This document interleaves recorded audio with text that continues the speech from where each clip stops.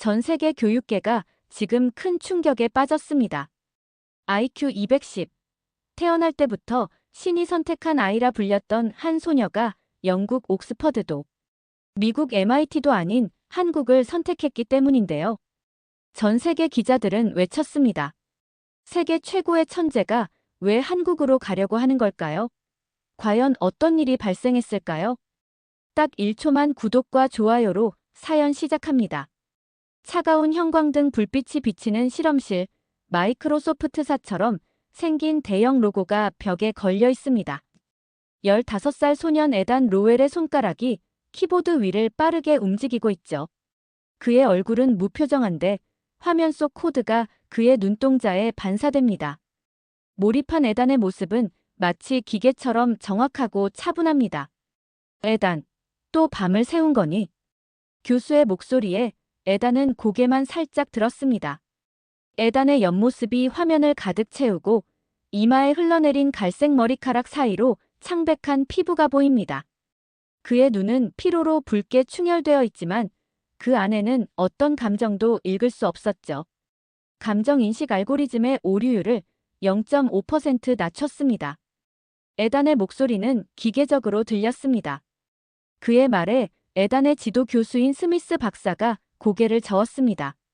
넥타이를 느슨하게 풀며 에단 옆에 앉죠. 자네가 왜 이렇게 완벽한 인공지능을 만들려고 하는지 알고 싶네. 에단은 화면에서 눈을 떼지 않고 대답합니다.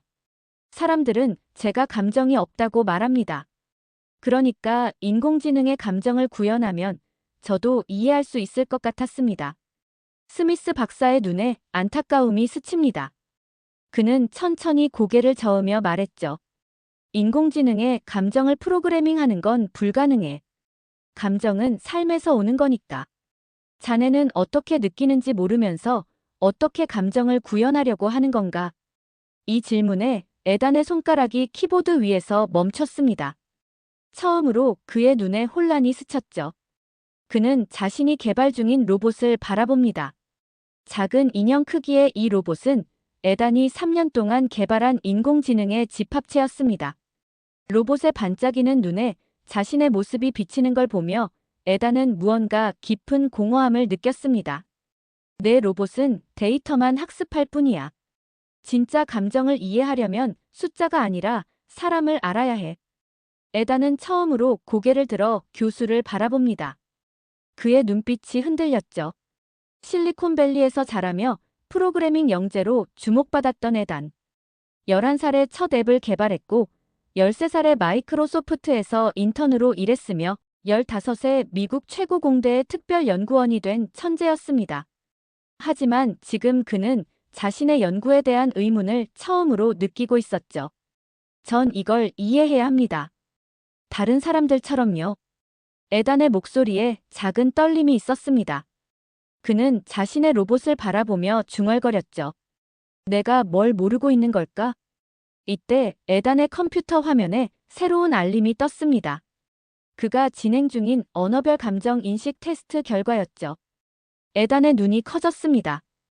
데이터 세트 중 하나가 다른 언어들과 완전히 다른 패턴을 보이고 있었거든요. 한글로 된 데이터셋이었습니다. 이게 뭐지? 에단이 코드를 빠르게 확인하기 시작했습니다. 오류가 아니었습니다. 한국어 텍스트만 다른 언어들과 달리 감정 분류에서 특이한 패턴을 보이고 있었죠. 마치 감정이 언어 자체에 내재된 것처럼. 에단의 눈이 처음으로 호기심으로 반짝였습니다. 에단의 방은 어지러웠습니다. 벽에는 복잡한 알고리즘 도표가 붙어 있고 한쪽 구석에는 하루 전에 시킨 도시락 상자들이 쌓여 있었죠. 에단은 컴퓨터 앞에 앉아 한국어 문장들을 분석 중이었습니다. 그의 눈은 화면에 고정된 채 집중하고 있었습니다. 정말 이상하네. 그가 중얼거렸습니다. 3주 동안 쉬지 않고 데이터를 분석한 결과 한국어 텍스트에서만 감정 태그가 일관되게 분류되는 현상을 발견했죠. 다른 언어들은 인공지능이 감정을 해석할 때 오류율이 높았지만 한국어만은 달랐습니다. 왜 한국어일까? 도대체 무슨 차이가 있는 걸까? 에단은 머리를 급적였습니다. 컴퓨터 옆에는 한국어 기초 문법책이 펼쳐져 있었고 화면에는 한글이라는 단어의 의미를 검색한 결과가 보였죠. 그는 한국어의 구조를 이해하려 노력했지만 그것만으로는 충분하지 않다는 것을 깨달았습니다. 문득 로봇이 배터리 충전을 완료했다는 신호음이 울렸습니다. 에단은 눈을 들어 자신의 작은 로봇을 바라봤죠. 그가 만든 이 인공지능 로봇은 에단의 유일한 친구나 다름없었습니다. 로봇의 눈이 깜빡거리며 활성화되자 에단은 문득 생각이 떠올랐습니다. 직접 가봐야 할 것 같아. 에단은 의자에서 일어나 창가로 걸어갔습니다. 창밖으로는 매사추세츠 공과대학 캠퍼스가 보였죠. 그의 시선이 멀리 지평선으로 향했고 얼굴에는 결심이 서린 표정이 드러났습니다. 다음 날 스미스 교수의 연구실. 교수는 에단의 말을 듣고 믿을 수 없다는 표정을 지었습니다. 한국으로 가겠다고? 잠깐, 내가 지금 연구 중인 프로젝트는 어떻게 할 거니? 에단은 단호하게 대답했습니다.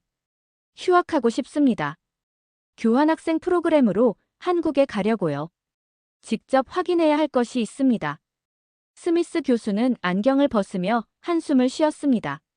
자네는 이미 여기서 최고의 환경을 갖추고 있어. 세계 최고의 연구진과 함께 일하고 있다고. 한국에 간다고 달라질 게 있을까? 에단의 눈빛이 처음으로 강렬하게 빛났습니다. 제 연구의 답은 거기에 있습니다.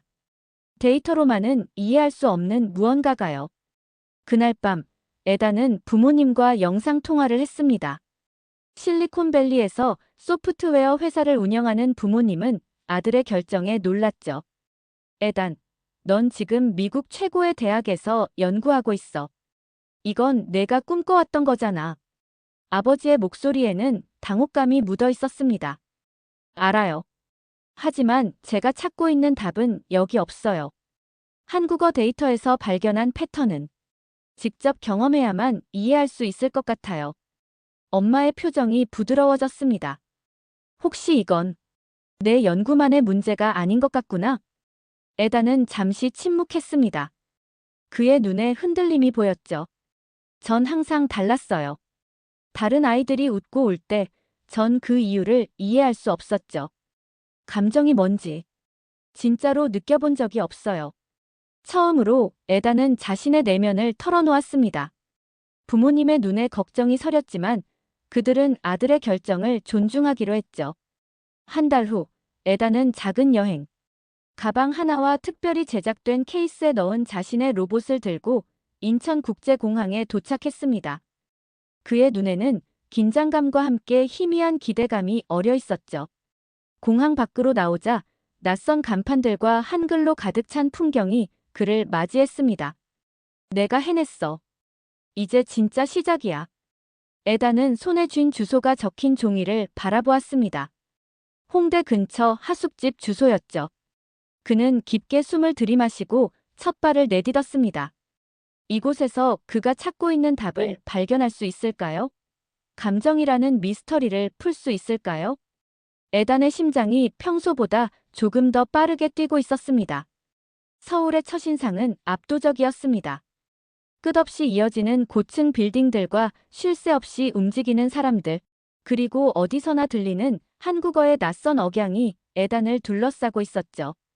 택시 안에서 그는 창밖 풍경을 물끄러미 바라보며 자신이 내린 결정이 옳은 것인지 다시 한번 고민했습니다.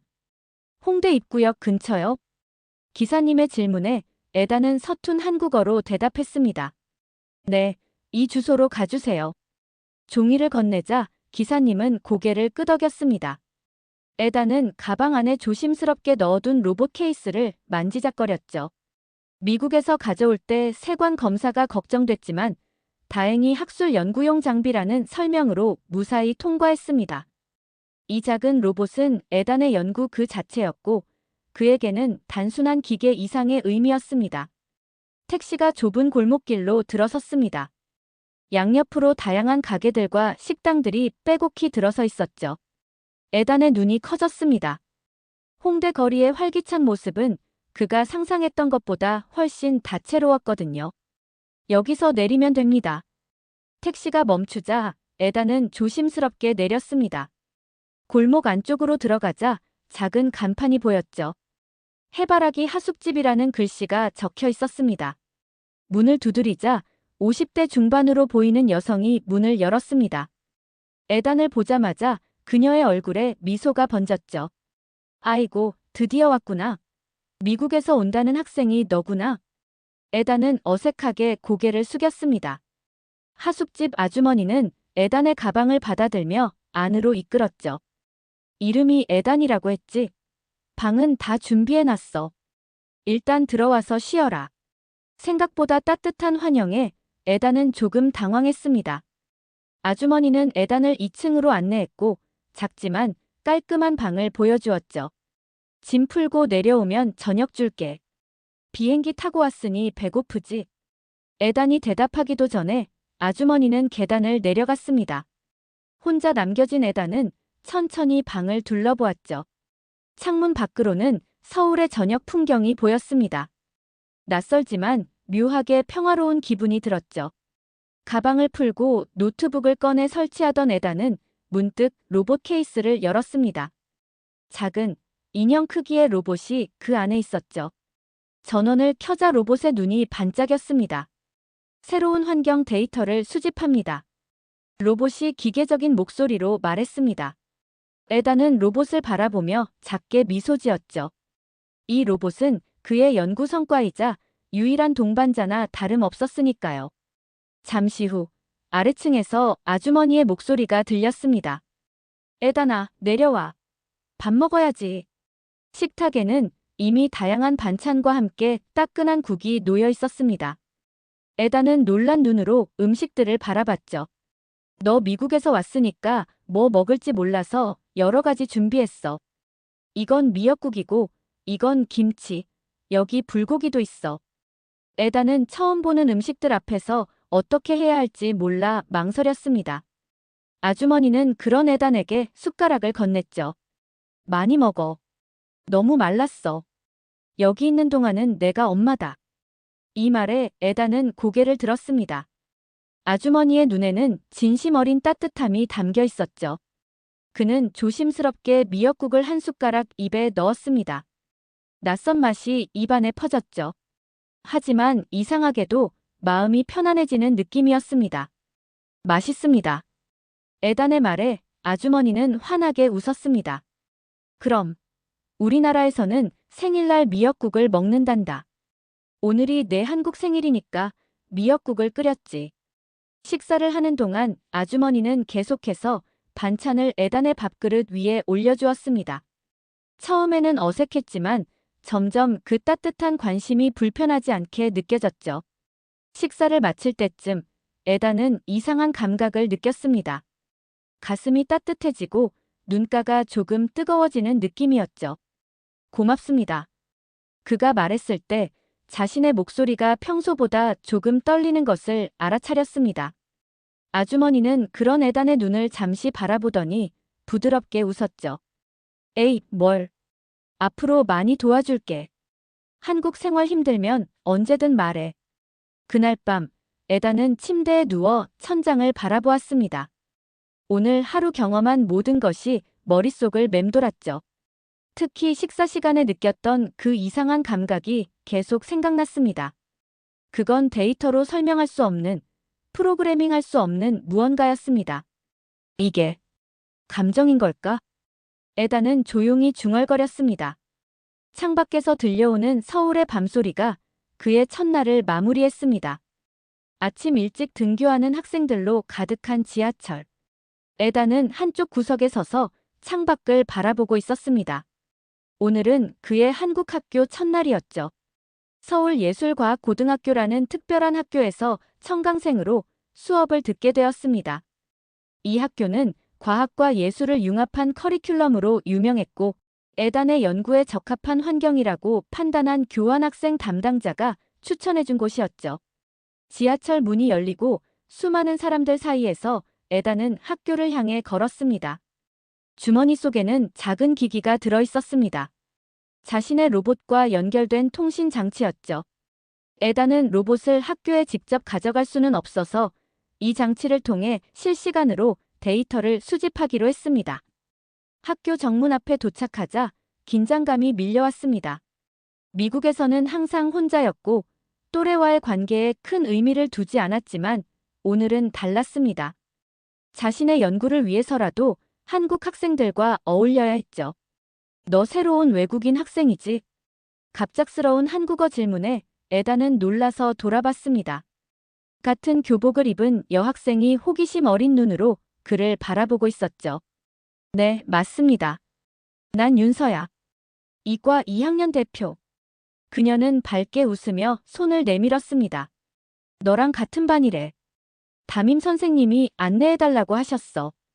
에다는 조심스럽게 윤서의 손을 잡았습니다. 그녀의 손은 따뜻했고 에다는 이상하게 마음이 편안해지는 느낌을 받았죠. 저는 에단 로웰입니다. 윤서는 에단을 이끌며 학교 안으로 들어갔습니다. 복도를 지나가는 동안 많은 학생들의 시선이 그들에게 쏠렸죠. 낯선 외국인에 대한 호기심이 역력했습니다. 다들 너에 대해 알고 있어. 미국에서 온 천재라면서? 윤서가 물었습니다. 에다는 약간 당황했습니다. 그렇게까지는. 겸손하네. 윤서가 웃었습니다. 우리 학교도 특별한 학생들이 많아. 넌 특히 인공지능 연구로 유명하다던데. 교실에 들어서자 20여 명의 학생들이 에단을 바라봤습니다. 담임 선생님이 앞으로 나오라고 손짓했죠. 여러분, 오늘부터 미국에서 교환학생으로 온 에단 로웰 학생이 우리 반에서 수업을 첨강할 거예요. 모두 친절하게 대해주길 바랍니다. 에단은 어색하게 고개를 숙였습니다. 안녕하세요. 잘 부탁드립니다. 자리에 앉은 후 그는 주머니에서 통신 장치를 살짝 확인했습니다. 로봇이 수집하는 데이터가 정상적으로 전송되고 있었죠. 수업은 한국어로 진행되었지만 과학 용어들은 익숙했기 때문에 대략적인 내용은 이해할 수 있었습니다. 점심시간 윤서가 에단에게 학교 식당으로 가자고 제안했습니다. 식당에서 그녀는 에단에게 한국 학교 급식을 설명해 주었죠. 이건 김치찌개, 이건 불고기야. 밥은 매일 나오고. 에단은 처음 보는 음식들을 조심스럽게 맛보았습니다. 전날 하숙집에서 먹은 음식들보다 더 다양한 맛이 그의 미각을 자극했죠. 한국 음식이 생각보다 맛있네요. 윤서는 활짝 웃었습니다. 당연하지. 한국 음식이 세계에서 제일 맛있어. 그때 옆 테이블에서 몇몇 학생들이 다가왔습니다. 윤서가 그들을 소개했죠. 이쪽은 민준이, 저쪽은 지영이야. 둘 다 우리 반이고. 학생들은 에단에게 호기심 어린 질문들을 쏟아냈습니다. 미국 생활은 어떤지, 왜 한국에 왔는지, 어떤 연구를 하는지. 에단은 처음으로 또래들과 이렇게 대화하는 경험을 하고 있었죠. 내가 만든 인공지능이 정말 감정을 이해할 수 있어? 민준이가 물었습니다. 에단은 잠시 생각하다가 대답했습니다. 그게 제 연구 목표입니다. 하지만 아직 완벽하지 않아요. 지영이 궁금한 표정으로 물었습니다. 로봇을 만들었다면서? 어디 있어? 에단은 주머니의 장치를 만지작거렸습니다. 하숙집에 두고 왔어요. 점심시간이 끝나고 오후 수업이 시작되었습니다. 미술과 과학이 융합된 특별한 수업이었죠. 선생님은 학생들에게 감정을 시각화하는 프로젝트를 제안했습니다. 여러분, 오늘은 기쁨이라는 감정을 과학적으로 분석하고 이를 시각적으로 표현해 보세요. 에다는 당황했습니다. 그에게 감정을 표현하는 것은 너무나 어려운 과제였거든요. 옆자리의 윤서는 이미 열심히 스케치를 시작했습니다. 그녀의 종이에는 밝은 색상들이 나선형으로 퍼져나가고 있었죠. 넌 어떻게 표현할 거야? 윤서가 물었습니다. 에다는 고개를 저었습니다. 모르겠어요. 기쁨이 어떤 건지. 윤서의 눈이 커졌습니다. 정말 기쁨을 느껴본 적 없어? 그 질문에 에다는 생각에 잠겼습니다. 그때 주머니 속 장치가 진동했습니다. 로봇으로부터의 알림이었죠. 그는 이 상황의 데이터도 수집하고 있었는데 분석 결과가 예상과 달랐습니다. 수업이 끝난 후 윤서는 에단에게 말했습니다. 에단, 너가 만든 로봇이 나보다 말이 많아. 에단은 놀라서 바라봤습니다. 무슨 의미예요? 내가 항상 로봇과 데이터만 신경 쓰잖아. 실제 사람들과 대화는 안 하고. 윤서의 말은 직설적이었지만 그녀의 눈에는 따뜻함이 있었습니다. 로봇을 연구하는 것보다 먼저 사람을 알아야 하지 않을까? 이 말에 에단은 충격을 받았습니다. 하지만 그것은 불쾌한 충격이 아니라 갑자기 무언가를 깨달은 듯한 느낌이었죠. 하숙집으로 돌아온 에단은 방에 들어서자마자 로봇을 확인했습니다. 오늘 하루 수집된 데이터는 생각보다 훨씬 복잡했죠. 로봇의 눈이 깜빡이며 에단을 인식했습니다. 오늘의 데이터 분석 결과를 보시겠습니까? 에단은 고개를 저었습니다. 평소 같으면 바로 데이터 분석에 몰두했겠지만 오늘은 다른 생각이 그의 마음을 채우고 있었죠. 윤서의 말이 자꾸 떠올랐습니다. 로봇보다 사람을 먼저 알아야 한다.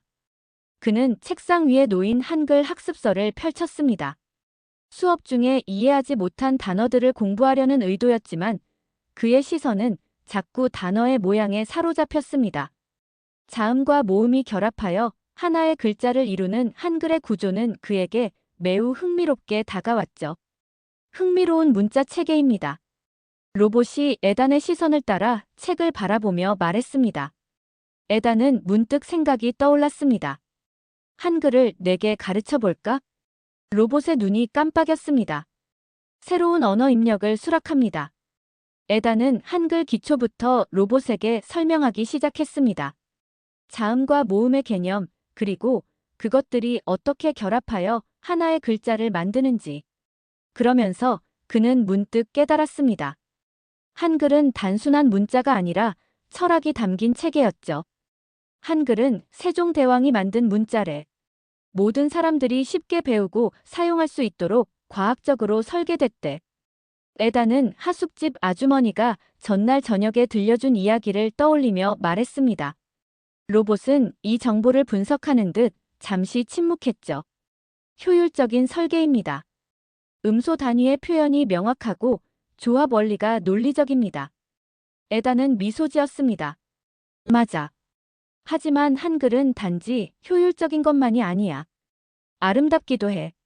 그는 천천히 감사합니다라는 단어를 종이에 썼습니다. 각 글자의 모양을 하나하나 로봇에게 설명했죠. 이건 감, 이건 사, 그리고 이건 합, 마지막으로니라. 다 합치면 감사합니다가 돼. 고맙습니다라는 뜻이야. 로봇이 글자를 스캔했습니다. 번역 결과 생크유. 에단은 고개를 저었습니다. 단순한 번역이 아니야. 이 말에는 더 많은 의미가 있어. 그날 밤 에단은 계속해서 한글에 대해 공부했습니다. 그런데 단순히 언어를 배우는 것을 넘어 그는 한글 속에 담긴 그가 이해하지 못했던 무언가를 찾고 있었죠. 한글의 모양, 발음, 그리고 그 안에 담긴 의미들이 그에게 새로운 시각을 제공하는 것 같았습니다. 다음 날 아침, 에단은 학교로 향하는 길에 윤서를 만났습니다. 그녀는 반갑게 손을 흔들었죠. 안녕. 어제 저녁에 뭐 했어?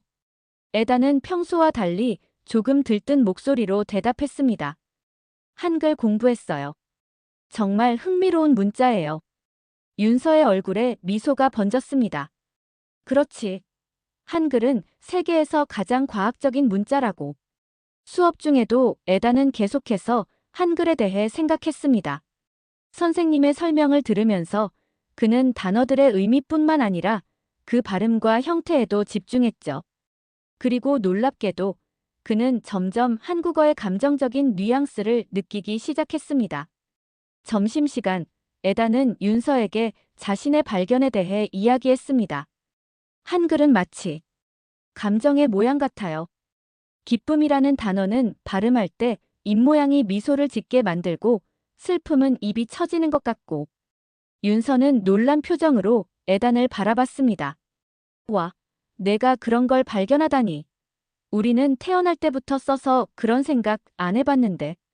수업을 마치고 집으로 돌아온 에단은 로봇에게 오늘 배운 한국어 표현들을 가르쳤습니다. 특히 감정과 관련된 단어들에 집중했죠. 이건 기쁘다. 이건 슬프다. 그리고 이건 그립다. 이 단어는 특별해. 영어로 정확히 번역하기 힘든 감정이야. 로봇은 새로운 정보를 처리하며 물었습니다. 감정의 언어적 표현이 문화마다 다른 이유는 무엇입니까? 이 질문에 에다는 생각에 잠겼습니다. 처음으로 그는 자신의 연구에 대해 다른 관점에서 바라보고 있었죠. 아마도 감정이란 단순한 생물학적 반응이 아니라 문화와 언어, 경험이 복합적으로 작용하는 거야. 그날 밤, 에다는 로봇에게 간단한 한국어 문장을 발화하도록 프로그래밍했습니다. 몇 번의 시도 끝에 로봇이 입을 열었죠. 고맙습니다. 로봇의 기계적인 목소리였지만 에다는 이상하게도 가슴이 따뜻해지는 느낌을 받았습니다. 그는 자신의 반응에 놀랐죠.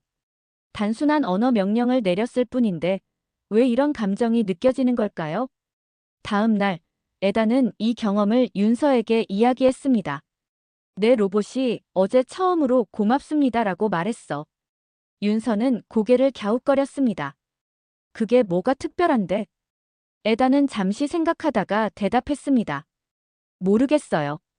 하지만 그 말을 들었을 때 뭔가 느껴졌어요. 윤서가 에단의 눈을 바라보며 미소 지었습니다. 그건 말이 아니라 마음이야. 고맙다는 말에는 감사하는 마음이 담겨 있으니까. 에단은 윤서의 말에 깊이 생각했습니다. 언어가 단순한 소통 도구가 아니라 감정을 담는 그릇일 수 있다는 생각이 새롭게 다가왔죠. 그리고 한국어, 특히 한글은 그 감정의 형태를 가장 분명하게 담아내는 언어였습니다. 교실은 평소보다 시끌벅적했습니다. 오늘은 팀 프로젝트 발표일이었죠. 에다는 윤서, 민준, 지영과 한조가 되어 언어와 감정의 상관관계라는 주제로 발표를 준비했습니다. 에단의 제안으로 시작된 주제였죠. 다들 준비됐어? 윤서가 팀원들을 둘러보며 물었습니다. 에단은 조심스럽게 고개를 끄덕였습니다. 그는 자신의 파트를 완벽하게 준비했지만 여전히 한국어로 발표하는 것이 긴장되었죠.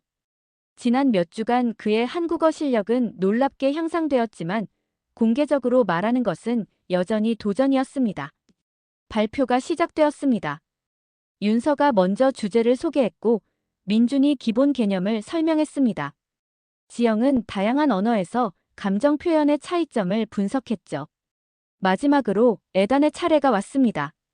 한국어는 다른 언어와 비교했을 때 에단이 조금 긴장한 목소리로 시작했습니다.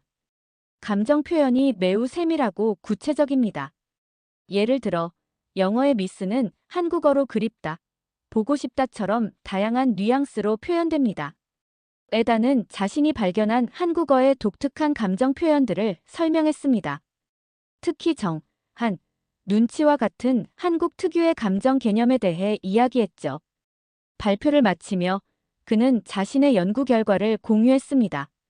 제 인공지능 연구에서 한국어 데이터는 다른 언어보다 감정 인식 정확도가 15% 높았습니다. 이것은 한국어가 감정을 더 명확하게 전달할 수 있다는 증거입니다. 발표가 끝나고 질문 시간이 되었습니다. 한 학생이 손을 들었죠. 그럼 너는 한국어를 배우면서 감정을 더 잘 이해하게 됐어?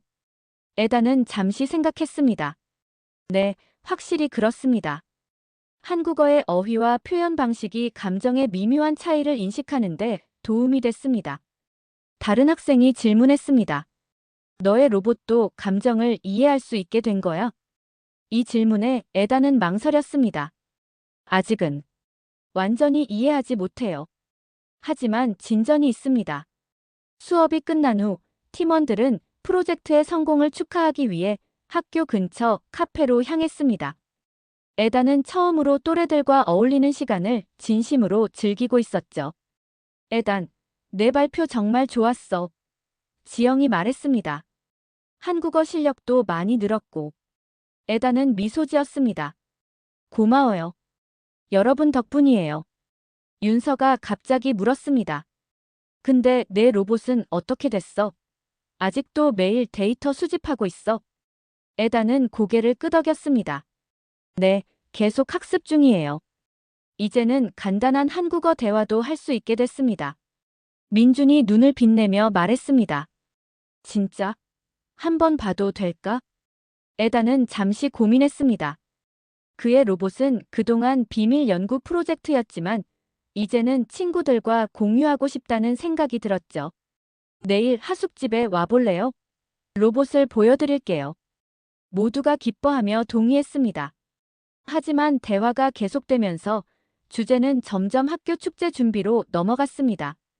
우리 반은 공연을 하기로 했어. 윤서가 설명했습니다. 전통음악과 현대음악을 결합한 융합 공연이야. 에다는 관심을 보였습니다. 재미있겠네요. 어떻게 참여할 수 있을까요? 민준이 웃으며 말했습니다. 너는 프로그래밍을 담당하면 어때? 음악과 조명 효과 같은 거. 에다는 그 제안이 마음에 들었습니다. 하지만 윤서의 다음 제안은 그를 당황하게 만들었죠. 아니야. 에다는 무대에 직접 서야 해. 외국인이 한국 전통 악기를 연주하면 더 의미 있을 것 같아. 에단의 얼굴이 굳었습니다. 저는 음악을 잘 모릅니다. 감정적인 표현이. 지영이 손을 흔들었습니다. 괜찮아. 우리가 가르쳐 줄게. 장구 연주는 기본 리듬만 알면 돼. 에다는 점점 불편해졌습니다. 그는 여전히 공개적으로 감정을 표현하는 것에 큰 어려움을 느꼈죠. 프로그래밍이나 데이터 분석은 자신 있었지만 음악은 그의 영역이 아니었습니다. 제가 할 수 있을지 모르겠어요. 차라리 기술적인 부분을. 윤서가 그의 말을 잘랐습니다. 에단, 항상 기술적인 것만 생각하지 말고 한번 도전해봐. 음악은 감정을 표현하는 가장 좋은 방법이야. 에단은 점점 압박감을 느꼈습니다. 그의 마음속에서 불안감이 커졌죠. 저는 그냥 제가 잘하는 일을 하고 싶어요. 윤서의 표정이 실망으로 바뀌었습니다. 항상 안전한 영역에만 있으려고 하네. 새로운 경험을 통해 배우는 법도 있어. 에다는 점점 초조해졌습니다. 왜 이렇게 감정적으로 구는 거예요? 논리적으로 생각하면 각자 잘하는 일을 하는 게 효율적이잖아요. 말이 끝나자마자 에다는 자신이 뱉은 말을 후회했습니다. 테이블에 정적이 흘렀고 윤서의 눈에 상처받은 기색이 역력했죠. 넌 정말 사람 마음을 몰라. 윤서의 목소리가 떨렸습니다. 우리가 널 팀의 일원으로 받아들이려고 노력하는데 넌 항상 벽을 세우고 있어. 그녀는 가방을 집어들고 자리에서 일어났습니다. 눈가에 눈물이 맺혔죠. 미안해. 난 이만 갈게. 윤서가 카페를 나가자 민준과 지영도 어색한 표정으로 자리를 떴습니다. 혼자 남은 에다는 혼란스러움에 빠졌습니다. 그는 단지 자신의 생각을 표현했을 뿐인데 왜 이런 결과가 됐을까요? 하숙집으로 돌아온 에다는 침대에 누워 천장을 바라봤습니다. 오늘 일어난 일들이 머릿속을 맴돌았죠. 그는 윤서의 눈물을 떠올렸고 가슴 한편에서 이상한 통증을 느꼈습니다. 이것이 죄책감일까요? 그는 이전에 이런 감정을 느껴본 적이 없었습니다. 에다는 로봇을 바라봤습니다. 내가 잘못한 걸까? 로봇은 잠시 데이터를 분석한 후 대답했습니다. 사회적 상호작용 분석 결과 상대방의 감정을 고려하지 않은 발언이 대인관계, 갈등을 야기했을 가능성이 87%입니다. 에다는 처음으로 자신의 행동을 후회했습니다. 이것은 단순한 논리적 오류가 아니라 감정적인 실수였죠. 그리고 그는 처음으로 그것을 느낌으로 이해했습니다. 다음 날, 에다는 처음으로 학교 가는 발걸음이 무거웠습니다. 평소라면 새로운 데이터를 수집할 생각에 들떠 있었겠지만 오늘은 윤서를 마주치는 것이 두려웠죠. 어제의 감정은 그에게 새로운 경험이었습니다. 교실에 들어서자 윤서의 자리가 비어 있었습니다. 민준이 에단에게 다가왔죠. 윤서는 오늘 아파서 안 나왔어. 에단은 고개를 끄덕였지만 가슴 한편이 더 무거워짐을 느꼈습니다. 수업 내내 그는 집중하지 못했고 노트북에 기록하던 데이터도 뒤죽박죽이었죠. 점심시간, 그는 용기를 내어 민준에게 물었습니다. 윤서, 정말 아픈 건가요? 민준은 잠시 에단을 바라보더니 한숨을 쉬었습니다. 솔직히, 널 피하고 있는 것 같아. 어제 많이 상처받았거든. 에단은 고개를 숙였습니다. 제가 사과하고 싶어요. 어디 사는지 알려줄 수 있나요? 저녁, 에단은 윤서의 집 앞에 서 있었습니다. 그의 손에는 작은 선물 상자가 들려 있었죠. 초인종을 누르고 기다리는 동안 그의 심장은 빠르게 뛰었습니다. 문이 열리고 윤서가 나타났습니다. 그녀의 눈은 놀라움으로 커졌죠. 에단. 에단은 어색하게 선물 상자를 내밀었습니다. 미안해요. 제가 감정적으로 생각하지 못했어요. 윤서는 잠시 망설이다가 상자를 받았습니다. 열어보니 작은 로봇 모형이 있었죠. 버튼을 누르자 로봇이 말했습니다. 죄송합니다. 친구가 되어주세요. 한국어로 녹음된 이 메시지에 윤서의 표정이 조금 풀렸습니다. 에단은 계속해서 말했습니다. 전 항상 데이터와 논리만 생각했어요. 하지만 한국에 오고 여러분을 만나면서 깨달았습니다. 감정은 프로그래밍할 수 없는 거예요. 그건 경험하고 느껴야 하는 거죠. 윤서의 눈에 작은 미소가 떠올랐습니다. 내가 그런 생각을 하다니 놀랍네. 그들은 윤서의 집 근처 공원으로 걸어갔습니다. 저녁 노을이 하늘을 붉게 물들이고 있었죠. 벤치에 앉아 에단은 자신의 이야기를 시작했습니다. 어릴 때부터 전 다른 아이들과 달랐어요. 감정보다 논리가 더 편했고 사람보다 컴퓨터가 이해하기 쉬웠죠. 부모님은 제 지능을 자랑스러워했지만 제가 얼마나 외로운지는 모르셨어요. 윤서는 조용히 들었습니다. 에단이 계속 말했죠. 이곳에 오기 전까지 전 감정이란 뇌의 화학 반응일 뿐이라고 생각했어요. 하지만 이제는 그 이상이라는 걸 알게 됐습니다. 윤서가 물었습니다. 뭐가 널 그렇게 변하게 했어? 에단은 잠시 생각하다가 대답했습니다. 하숙집 아주머니의 미역국, 너와 친구들의 웃음소리, 그리고 한글. 이 모든 것들이 저에게 감정이 뭔지 가르쳐줬어요. 그날 밤, 에단은 자신의 연구 노트에 새로운 가설을 적었습니다. 인공지능과 언어 감정 인식의 상관관계라는 제목이었죠. 그는 한국어가 다른 언어들보다 감정 표현에 더 효과적인 이유를 분석했습니다. 한글의 과학적 구조, 의문 체계, 그리고 문화적 맥락이 결합하여 감정을 더 정확하게 표현할 수 있다는 결론이었죠. 며칠 후, 에단은 자신의 연구 결과를 바탕으로 짧은 논문을 작성했습니다. 그는 이 논문을 스미스 교수에게 이메일로 보냈죠. 교수의 답장은 놀라움으로 가득했습니다. 에단, 내 연구 방향이 완전히 바뀌었구나.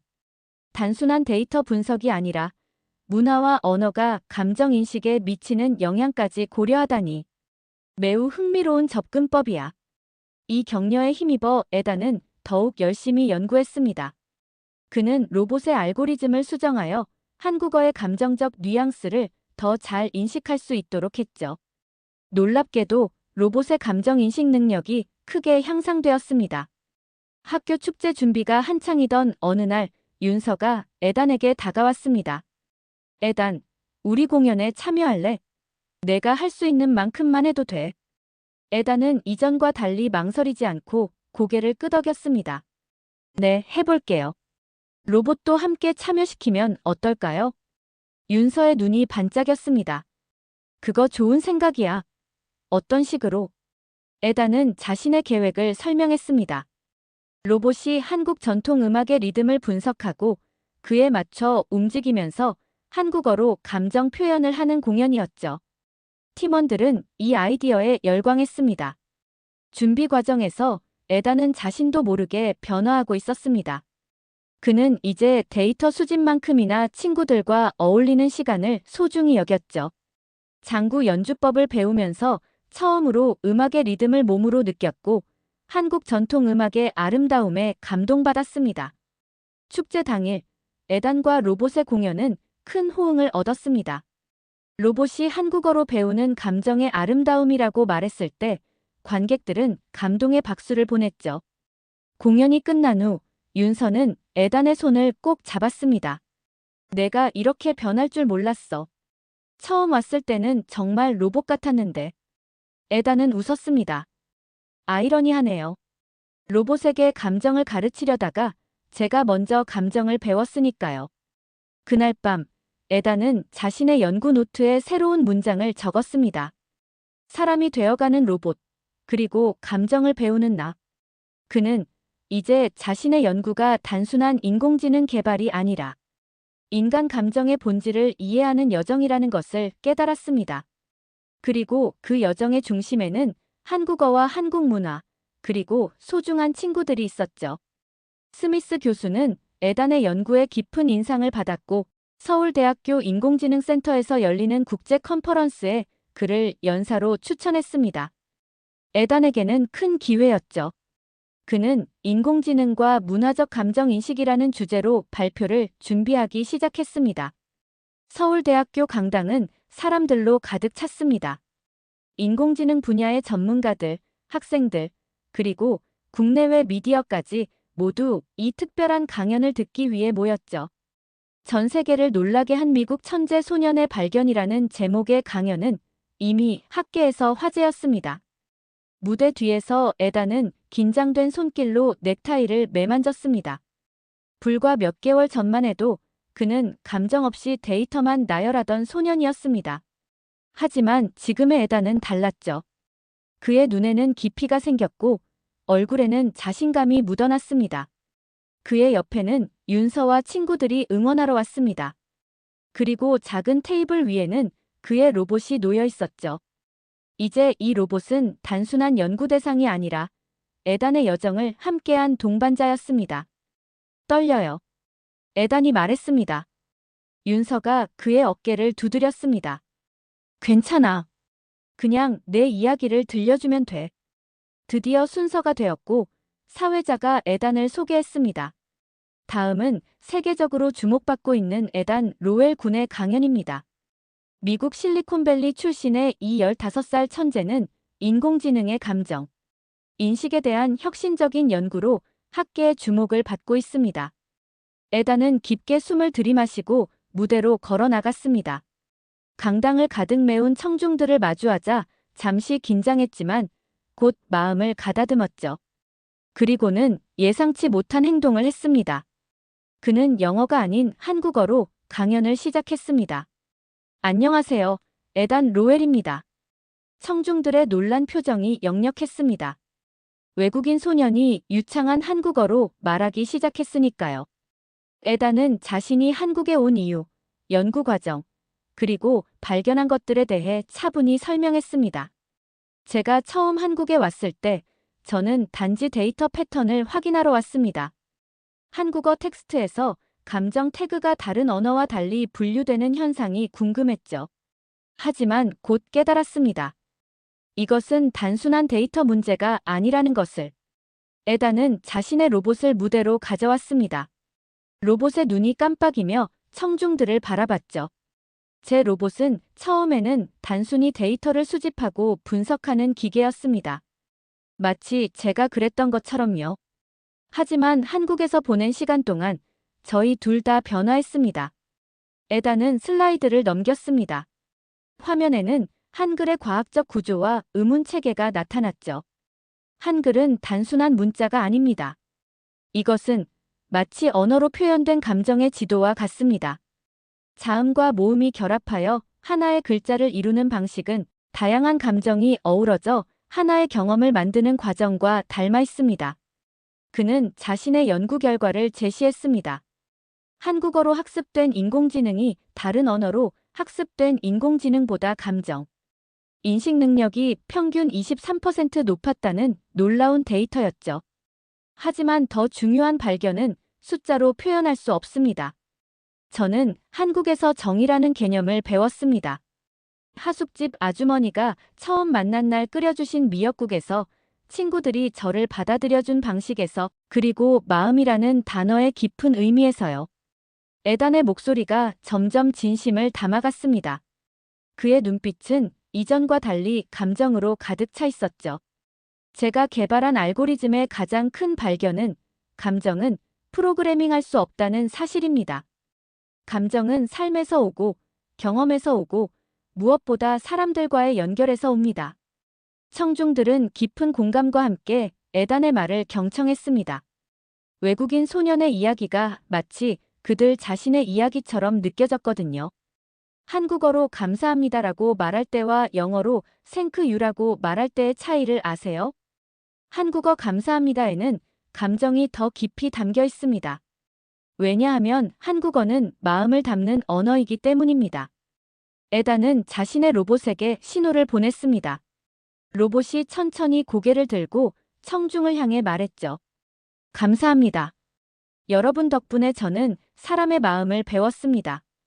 로봇의 목소리는 여전히 기계적이었지만 그 안에는 에단이 프로그래밍한 것 이상의 무언가가 담겨 있었습니다. 청중들은 깊은 감동을 받은 듯 환호했죠. 에단은 강연을 마무리했습니다.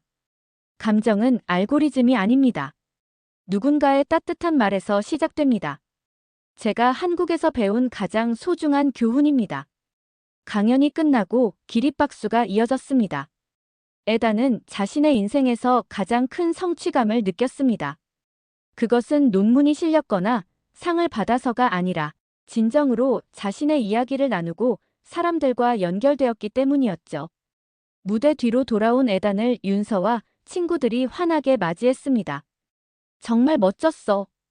윤서가 에단을 꼭 안아주었습니다. 내가 이렇게 변할 줄 몰랐어. 에단은 미소 지었습니다. 이건 다 너희들 덕분이야. 특히 내가 내게 화났던 그날. 그때 처음으로 내가 잘못했다는 걸 느꼈어. 집으로 돌아가는 길, 에단은 자신의 여정을 돌아봤습니다. 불과 넉 달 전, 그는 감정이 무엇인지 모르는 소년이었습니다. 그저 데이터를 분석하고 알고리즘을 작성하는 데만 관심이 있었죠.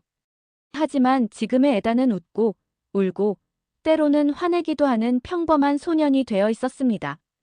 하숙집에 도착하자 아주머니가 반갑게 맞이했습니다.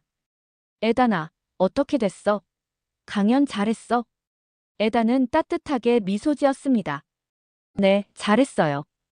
아주머니가 처음 해주셨던 그 미역국 이야기도 했어요. 아주머니는 감동한 듯 에단의 볼을 살짝 쓰다듬었습니다. 우리 에단이 많이 컸네. 그날 밤, 에단은 마지막으로 연구 노트에 기록했습니다. 그것은 과학적 데이터나 알고리즘이 아니라 자신의 마음을 담은 문장이었죠. 그리고 나는 한국에서 사람이 되었다. 몇 주 후, 에단은 미국으로 돌아가야 했습니다. MIT에서는 그의 연구 결과에 큰 관심을 보였고 새로운 프로젝트를 제안했죠. 하지만 에단의 마음속에는 이미 다른 계획이 있었습니다. 인천공항, 에단은 윤서와 친구들, 그리고 하숙집 아주머니와 작별 인사를 나누고 있었습니다. 꼭 다시 올게요. 다음에는 더 오래 있을 거예요.